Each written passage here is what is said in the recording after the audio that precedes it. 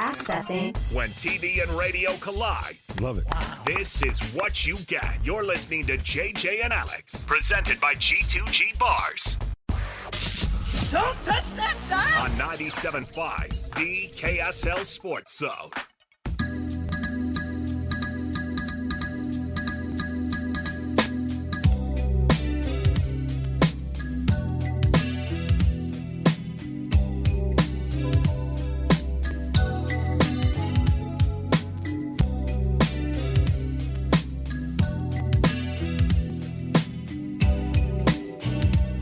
Welcome back. Sorry, we're talking sheepdog still. We're talking sheepdog shop still. It's fine. We're totally still we're jumping in on the sheepdog. I think you got a podcast idea there. Ooh, there you go.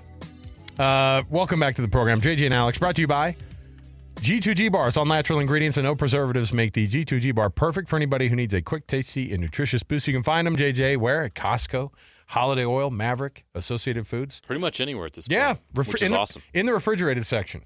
I've been known to walk out of the Maverick by my house all the time with a G2G bar and a bottle of water, and it makes me feel healthy. I've seen the photos. There's evidence. I wasn't stealing them. Come on. I bought them.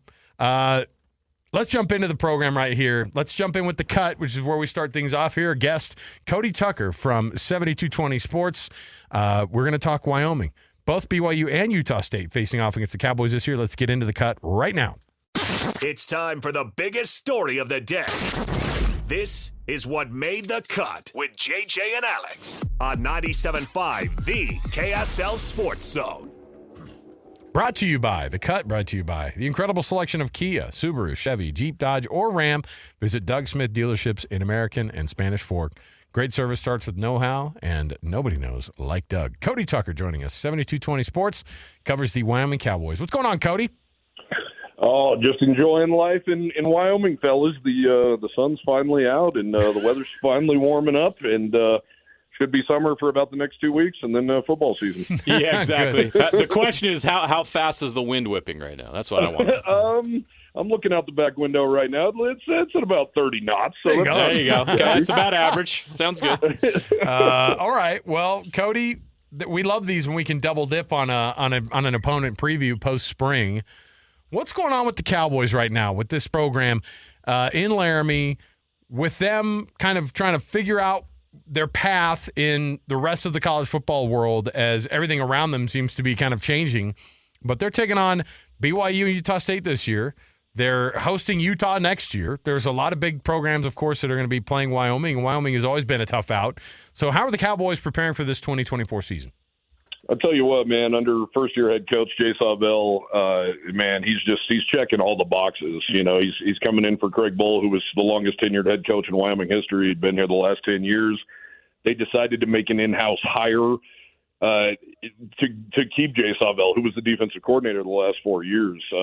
And they think, and in talking to the players, they think that really kept the transfer portal at bay. The Cowboys really didn't lose anything to the portal at all. They did have a late departure there with a defensive tackle who was set to be a starter. He literally joined hours before the portal closed just a couple of weeks ago. Other than that, they really had no losses.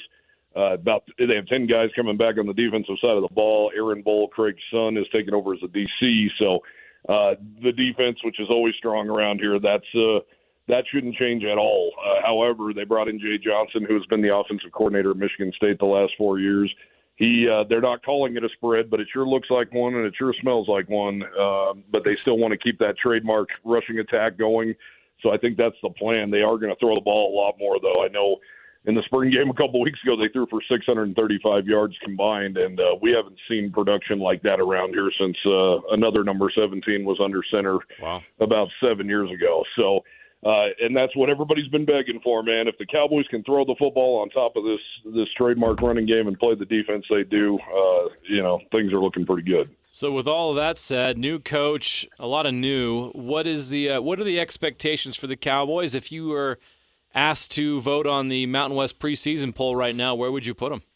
I ask myself that same question all the time, fellas. I think right now, Boise State, you got to put up top. They have a lot of returning pieces, and it's kind of one of those things that they had a quote-unquote down year last year, and they still end up in the Mountain West title game. So I think they still get that respect you deserve. But after that, I think it's a real crapshoot. And it really starts at the quarterback position, right? And, the Mountain West only has a few returning quarterbacks at Fresno State.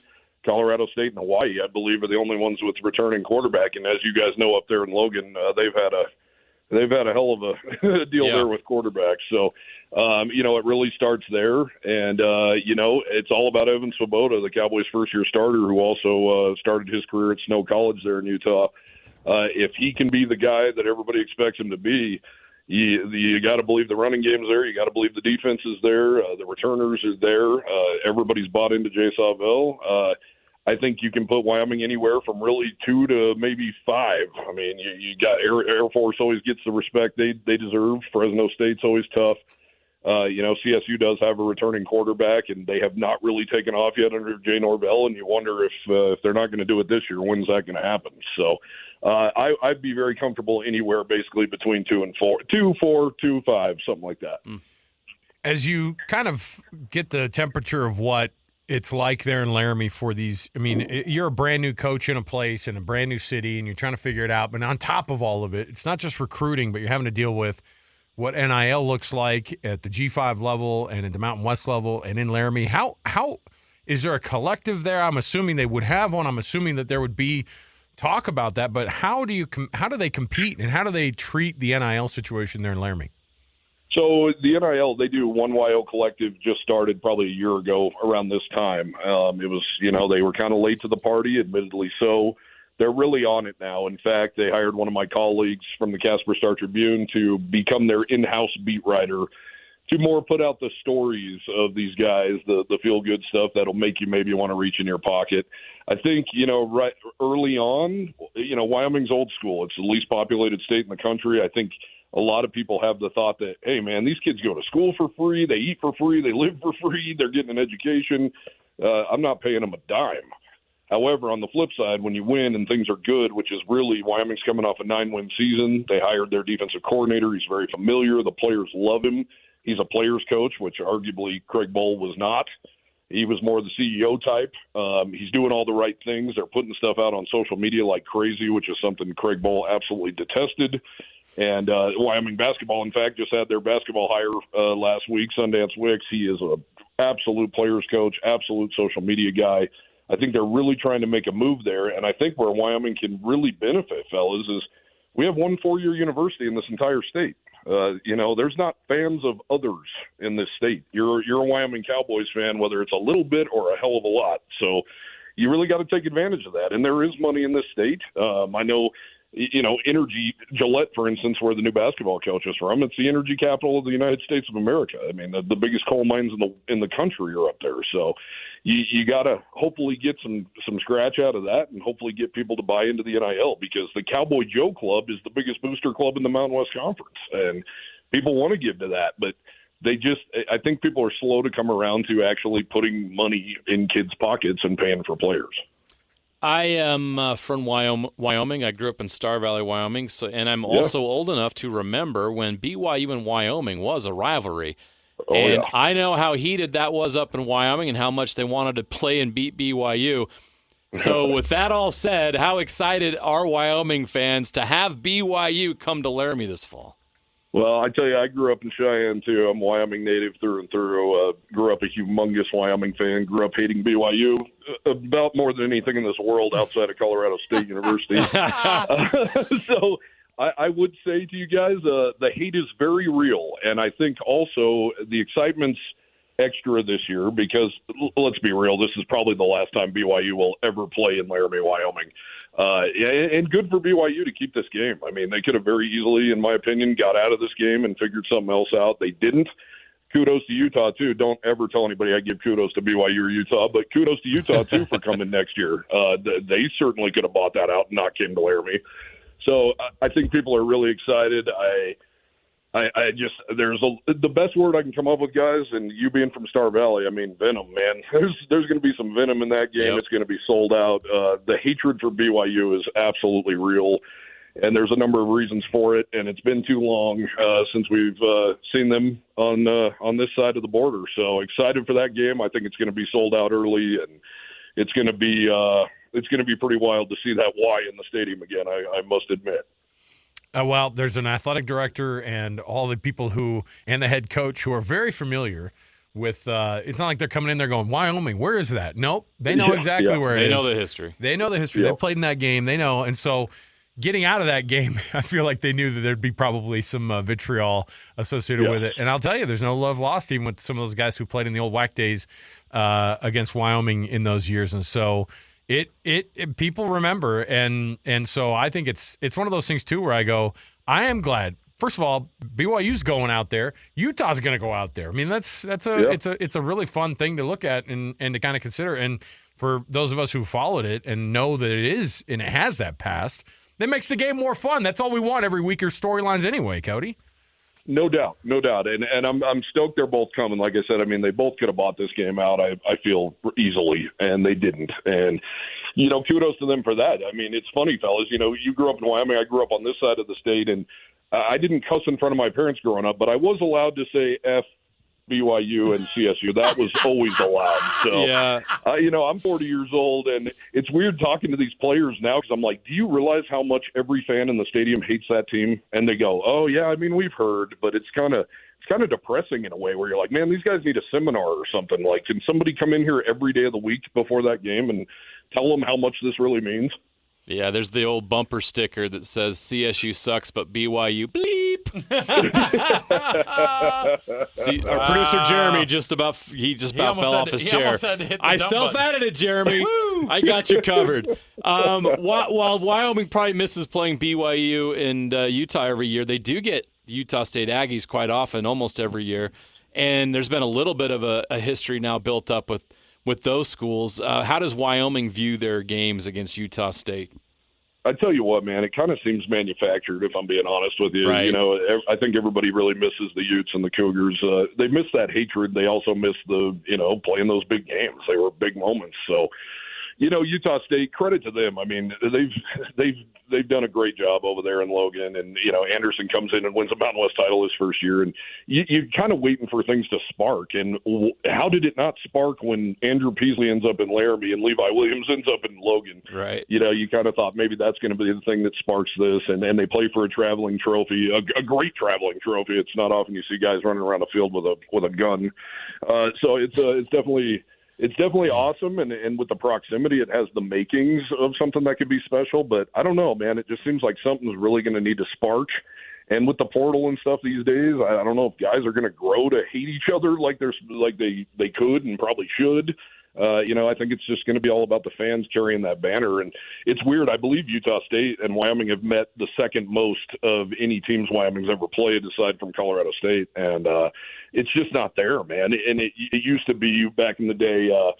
Of course, his name's slipping my mind. Merlin Olsen and Conrad Dobler at Wyoming and Merlin Olsen at Utah State. And I know they didn't play necessarily at the same time, but the way they hated each other in the NFL and the way Conrad used to pick on, dare I say, poor Merlin Olsen.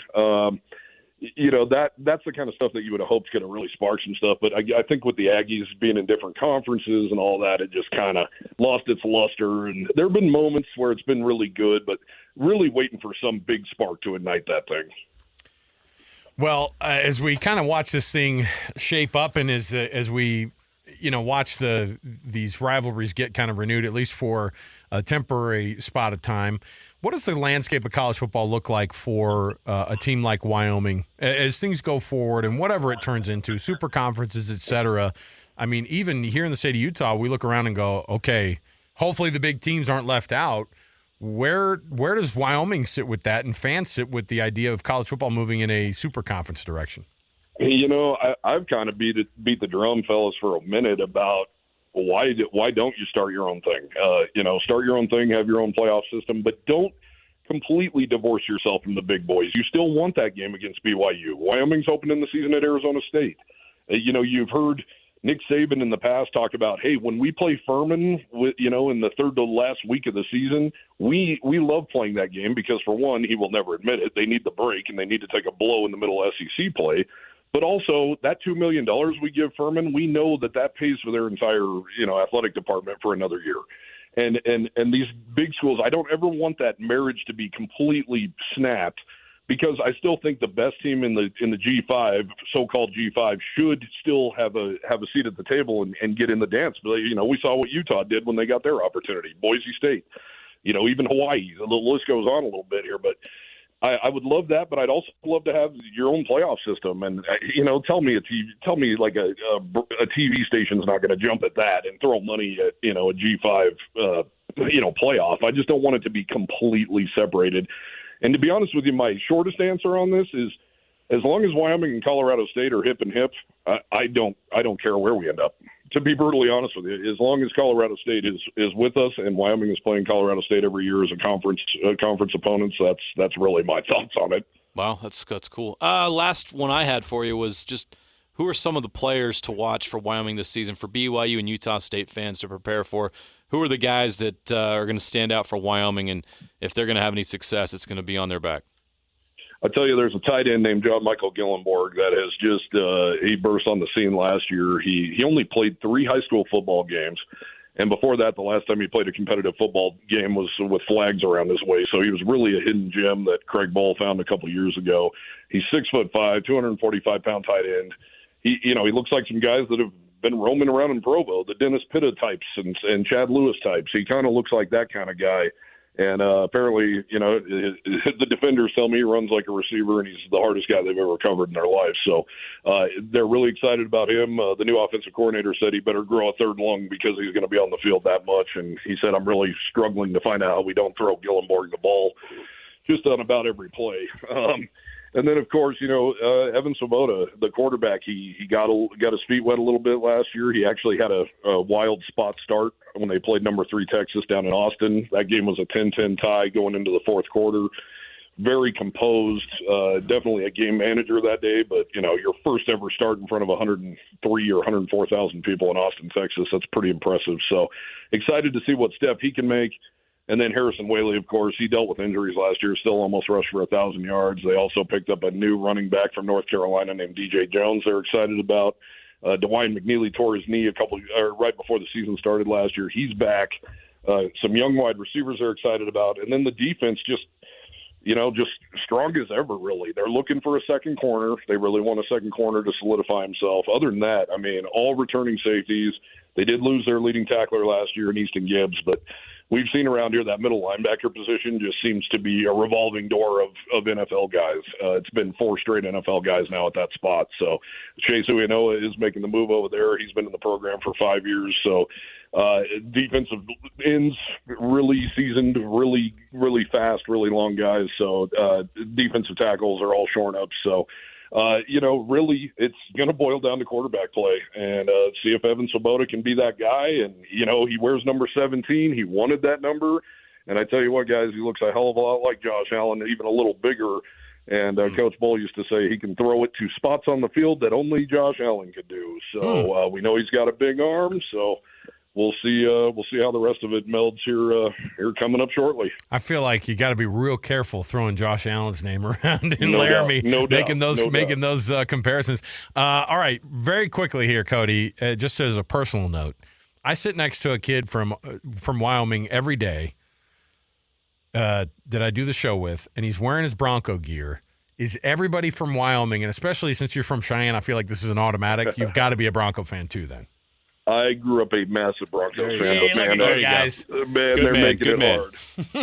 They're making it hard. It's been a rough 7 years. Let me just say that. I will say we pay a lot of attention to the Buffalo Bills now as well. No doubt about it. Yeah, Wyoming people definitely follow the pros for sure. There you go. All right. That was an informal poll that I take. Any person I meet from Wyoming, I go, "You a Broncos fan too?" Oh yeah. Cody Tucker, 7220 Sports. Cody, this has been fun. We're going to do this again when we get a little bit closer to these games in the football season. Anytime, fellas. Thank you so much for having me. Thanks, Cody. Cody Tucker. He's great. PGA Championship Update is brought to you by Mountain Land Supply, Zions Bank, Black Desert Resort, Hoops Vision, and Siegfried and Jensen. Now, here's Real Golf Radio's Bob Casper.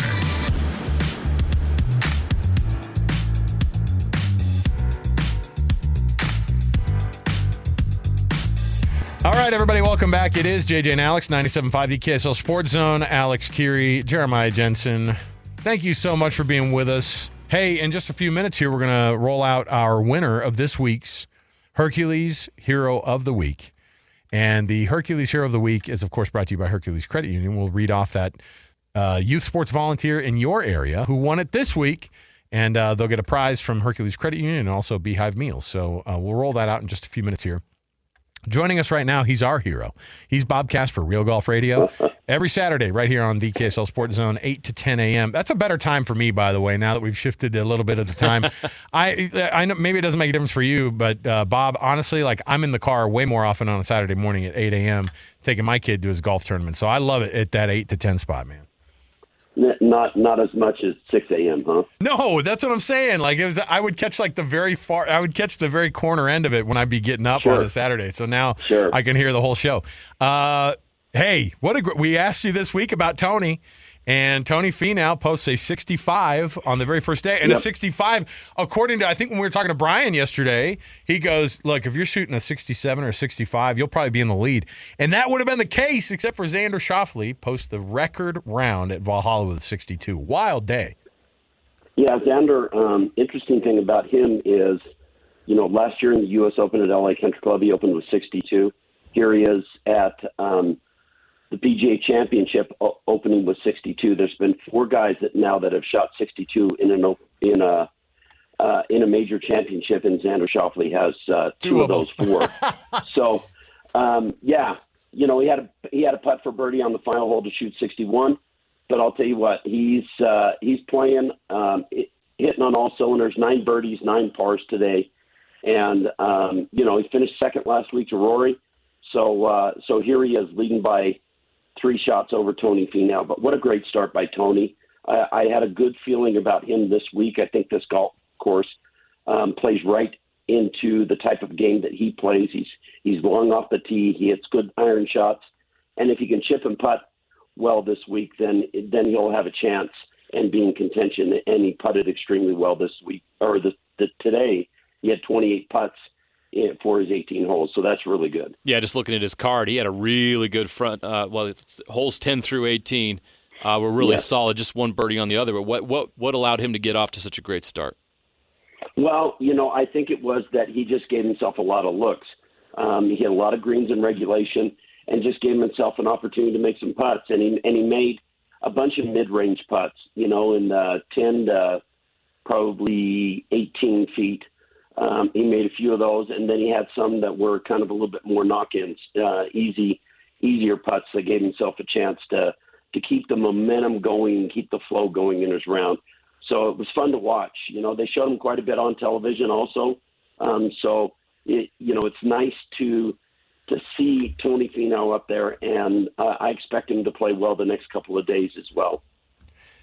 What happens in days 2 through 4 that can really you have a great first day and you're Tony Finau and you've never won a major and you've even had a little bit of a struggle this year. So what do the next few days look like? Like what does a golfer have to do to really just kind of make sure that, because at that point it's not about making the cut. It's about trying to figure out how to keep yourself in that final group or at least within a few strokes on that final day. How do these guys keep that in their head and try to like, what's the strategy on being able to be in that spot at the end to be able to put yourself in that conversation to be the winner? Well, I think you have to stay in the present with each and every shot. You have to focus on each and every shot, and just try to keep doing what you were doing. Keep the pedal down, because this golf course is showing that there's lots of birdies out there. I mean, right now, currently, there are 64 players under par for the round. That's amazing in a major championship, but that's the way the PGA of America sets up the golf course. They set it up. They say, okay, we've got fast greens for you. We've got a little bit generous fairways. The greens are a little bit soft because of moisture. So go out and do what you're going to do. And they don't try to trick things up in any way.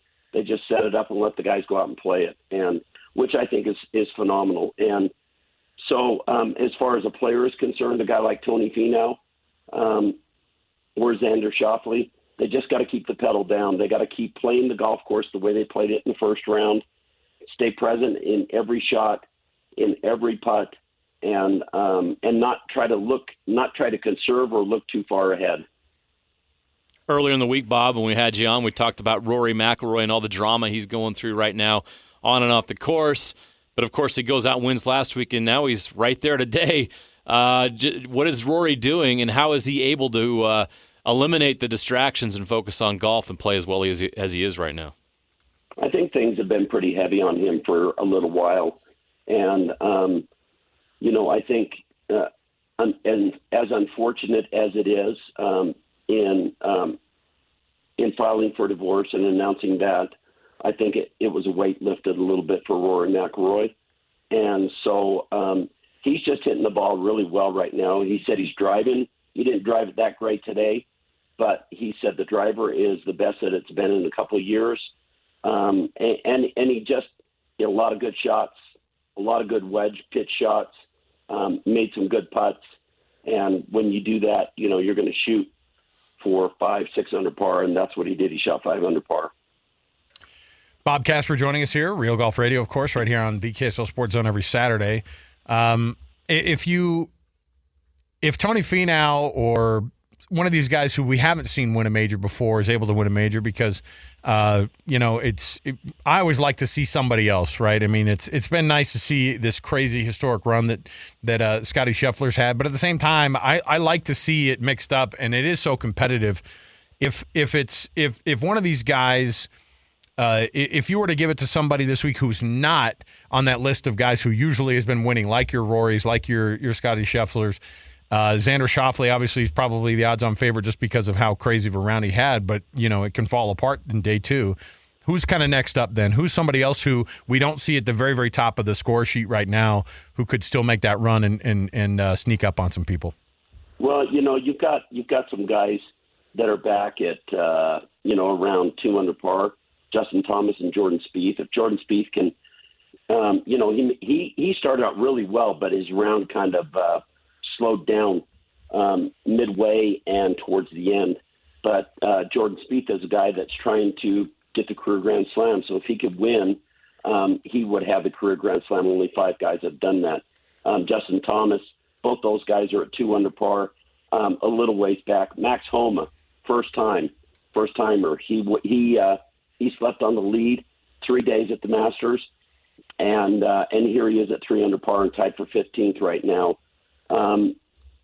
And then of course you've got Tony and Xander Schauffele. Both those guys have not won a major.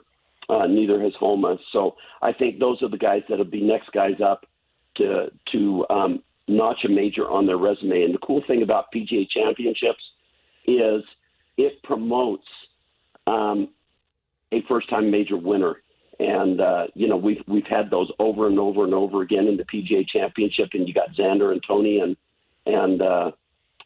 Max Homa is another one that are right up there towards the top of the leaderboard. Death taxes and Scotty Scheffler in contention. He's tied for 7th right now, 4 under through 13. He probably won't be 4 under by the time his round is up. First event since becoming a dad, and he's right back at it doing what he always does. He's very comfortable in his skin about who he is, his family relationships, now that he's a new father, also his spiritual self and his commitment where that's concerned. And then when he gets on the golf course, he's a competitor. He loves to compete. He loves to win. And I love the freshness of Scotty Scheffler, and that he's not just the rote guy. He's funny in the interview room. He cracks jokes. He laughs with the media, all that kind of thing. And Scotty Scheffler really knows what he's about. And when he gets on the golf course, he knows exactly what he's about too. And he's got a great caddy. Once those two guys came together, now they've been together now for a little over 2 years. They've won 10 times, 2.5 years. They've won 10 times with 2 majors. and Scotty's a phenomenal player, and he's the best. He's the best at driving the ball in the fairway. He's the best at hitting greens. He's the best at around the green surfaces, chipping. Putting is where he struggles a little bit, but if he putts average, Scotty Scheffler will win tournaments, and if he putts really good in the week, he'll blow everybody away and run away from it. So he's the all-around player and the number one player in the world, and I love watching Scotty Scheffler play golf. Bob Casper. Bob, we're looking forward to listening on Saturday, seeing how these guys shape up for the last few days here. It's always fun to catch up with you guys, and, man, you guys are the best. We appreciate it. Appreciate it, guys. There Take care. You go. All right. Bob Casper. Man, just that. Xander Schauffele, it's tough to post a 62 twice. Yeah. The four times that anybody's ever done it in a major, and you're two of them, and you have 0 major wins. It's pretty impressive. That's how hard a 4-day situation is for these guys. Like these dudes, from a mental game standpoint, are the best in the world because that's so much of it, obviously. But man, to be like everybody talking about how amazing you are on that first day, would you rather be in first, setting the course record after that first day, or like just that sneaky fourth place? On your way you want up? to be Scotty Scheffler tied for 7th, Right. and everyone's like, or they're focused on Schauffele or Tony. They're going to get there first, and then here comes Scotty. Jeez. All right. Or Rory. Rory's off to a great start, too. I'd love for Rory to win. It'd be a great story. I'd love for Rory to win, considering what's going on this week. We're all cheering for Tony, though. Tony's due, and Tony's put himself in a position here on day one. I know, but guess what? what? This is the perfect opportunity. I don't want this to be his only major win, though. I mean, if this is where he gets it, fine. But if I'm getting picky. You got to break through somewhere. Don't be picky. All right, fine. Just win this one and then win the British. Just win 2 this summer. There you go. No problem. No big deal. All right, it's that time of the week. We've been telling you about it all week, and we've been running up to it, and here we are. Christy Johnson is your winner this week of the Hercules Hero of the Week. Christy is the volunteer football booster president for the West Jordan High School Jaguars. Christy spends countless hours with the program, and that's why it comes with that massive paycheck of being a volunteer, right? Right, right, JJ? That's where we come in. Yes. So Christy, with all those hours that she has spent, she kind of typifies exactly what we're looking for here. She organizes fundraisers, camp prep, dinners, lunches during the season for the football players, snack bar organization, fundraising, all of that. And she helps with the homecoming and senior football festivities, snacks for the players during the summer practices, and more. Before taking on the booster president duties, Christy was on the youth football board as well. So she's been doing this for years, making sure that the fields were all set up, ordering the football uniforms, register the players, all of that comes with it.